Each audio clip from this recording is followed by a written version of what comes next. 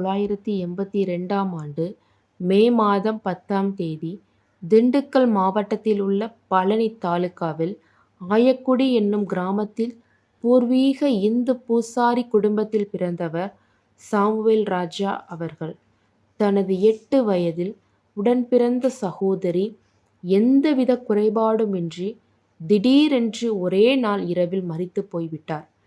இந்த துக்க நாட்கள் முடியும் முன்னதாகவே அவரது தாயார் மிகவும் பலவீனப்பட்டு படுத்த படுக்கையாகிவிட்டார். நீண்ட நாட்களாக மரண படுக்கையில் இருந்த அவரது தாயாரால் ஒரு வேலையும் செய்ய முடியாது. சிறு வயதிலிருந்தே ஒரு நேர சாப்பாட்டிற்கு கூட வழியில்லாத ஒரு சூழ்நிலை. தகப்பனாரோ துக்கம் தாங்க முடியாமல் ஓயாத குடி பழக்கத்திற்கு அடிமையாகிவிட்டார். அநேக நாட்கள் காலை உணவு என்பதே கிடையாது. பள்ளிக்கூடத்தில் தான் மதிய சாப்பாடு. இரவு வீட்டிற்கு வந்தாலும் பட்டினியாக தான் இருப்பார். அந்த நேரத்தில் ஒரு சகோதரி மூலமாக ஒரு ஆலயத்திற்கு அழைத்து கொண்டு செல்லப்பட்டார்கள். நீண்ட நாட்களாக இருந்த மரண போராட்டத்தில் அவரது தாயாருக்கு ஆண்டவர் பரிபூரண சுகத்தை கொடுத்தார். இந்த சூழ்நிலையில் குடும்பமாக ஆண்டவரை சொந்த இரட்சகராக ஏற்றுக்கொண்டார்கள். ரட்சிக்கப்பட்டு தன்னுடைய வாழ்க்கையை இயேசுவுக்கே அர்ப்பணித்தார்கள். 12ஆம் வகுப்பை முடித்துவிட்டு மேல் படிப்பை தொடர வாய்ப்பில்லாமல் வேலைக்கு செல்ல ஆரம்பித்தார் சாமுவேல் ராஜா அவர்கள். 2000 ஆண்டு ஒரு வாலிப முகாமில் ஊழிய அழைப்பை பெற்று தூத்துக்குடி மாவட்டம் நாசரேத் என்னும் ஊரில் சுமார் 8 வருடங்கள் ஊழியம் செய்து வந்தார். சிவகாசியில் உள்ள சாட்சியாபுரத்தில் திரு சவுந்தர் தேவமணி அவர்களது மூத்த மகளான ஹெப்சிபா ஜெயந்தி என்ற பெண்ணை ஆண்டவருடைய அநாதி தீர்மானத்தின்படி 2008 டிசம்பர் 3ஆம் தேதி திருமணம் செய்து கொண்டார். 2010ஆம் ஆண்டு ஆண்டவர் இவர்களுக்கு ஈவாக பிரான்சிஸ் சேவியர் என்ற மகனையும் 2012ஆம் ஆண்டு டேனியல் பிரிட்டோ என்ற மகனையும் கொடுத்தார். 2009ஆம் ஆண்டு ஜூலை 13ஆம் தேதி ஆண்டவருடைய அழைப்பிற்கு கீழ்ப்படிந்து தன்னுடைய சொந்த ஊருக்கு வந்தார்கள்.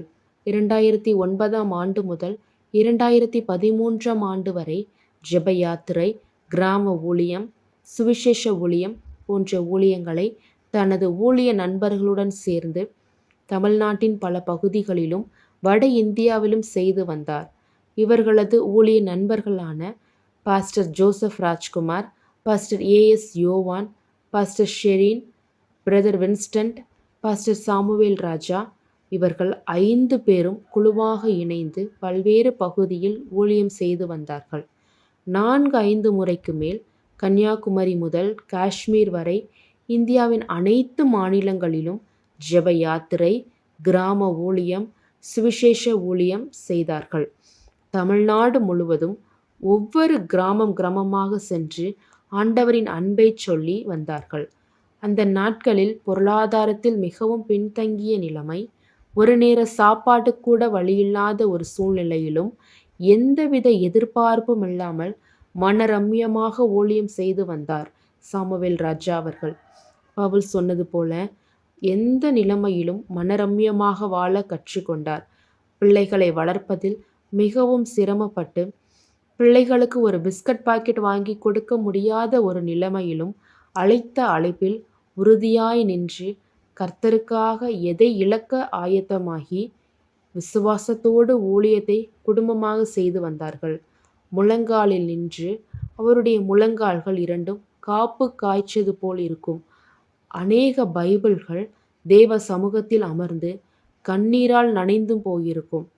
ஒரு சமயம் ஒரு ஒத்த வாக்கிய பைபிளை வாங்க மிகவும் ஆசைப்பட்டு கையில் பணமில்லாத சூழ்நிலையில் இரத்த தானம் கொடுத்து அதில் வந்த சொற்ப பணத்தை கொடுத்து வேதத்தை வாங்கி படித்தார். ஆண்டவர் மேல் அதிக அன்பு கொண்டவர், ஆண்டவருக்காய் எதையும் இழக்க ஆயத்தமாய் இருந்தவர், நல்ல தேவ மனிதர். 2018ஆம் ஆண்டு தேவ சித்தத்தின்படி தனது வீட்டிற்கு முன்பாகவே ஒரு ஜெப ஆலயத்தை கஷ்டப்பட்டு கட்டினார். 100 பேருக்கு மேலாக ரட்சிக்கப்பட்டு ஆலயத்திற்கு வரும்படி கடுமையான சூழ்நிலையிலும் மனம் தளராமல் ஊழியம் செய்தார். பழனியில் அநேக கிராமங்களில் ஜெபக்குழுக்கள் நடத்தி வந்தார். வெளி இடங்களில் கன்வென்ஷன் கூட்டம், ஜெப முகாம், வாலிபர் முகாம், சீஷத்துவ முகாம், திருச்சபை ஊழியங்கள் போன்ற ஊழியங்களை செய்து வந்தார்.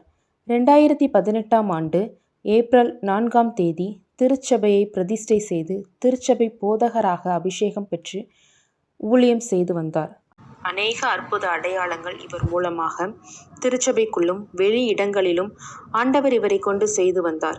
தன்னுடைய சரீரத்தில் எவ்வளவு பலவீனம் இருந்தாலும் அதை வெளியே காட்டிக்கொள்ளாமல் நெடுமுழங்காலில் நின்று திறப்பிலே நின்று ஜெபிக்கக்கூடிய நல்ல ஊழியர் சாமுவேல் ராஜா அவர்கள்.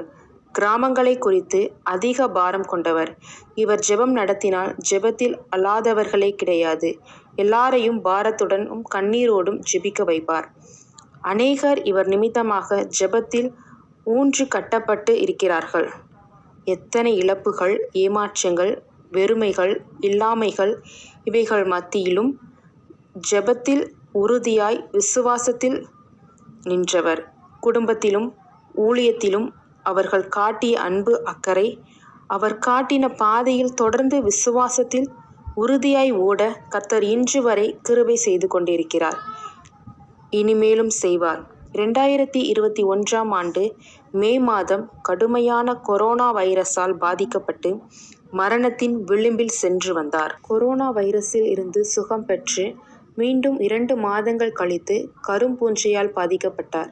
அதிலிருந்தும் ஆண்டவர் ஜீவனை காப்பாற்றி கொடுத்தார். இருந்த போதிலும் அந்த நாட்களில் எடுத்த மருந்தின் விளைவாக சர்க்கரை நோயால் கடுமையாக பாதிக்கப்பட்டார். தன்னுடைய சரீர பலவீனத்தை பொருட்படுத்தாமல் கர்த்தருக்காய் அயராது உழைத்து ஊழியத்தை உற்சாகமாய் செய்து வந்தார். சபையில் உள்ள அநேகரை சீஷராக உருவாக்கினார்.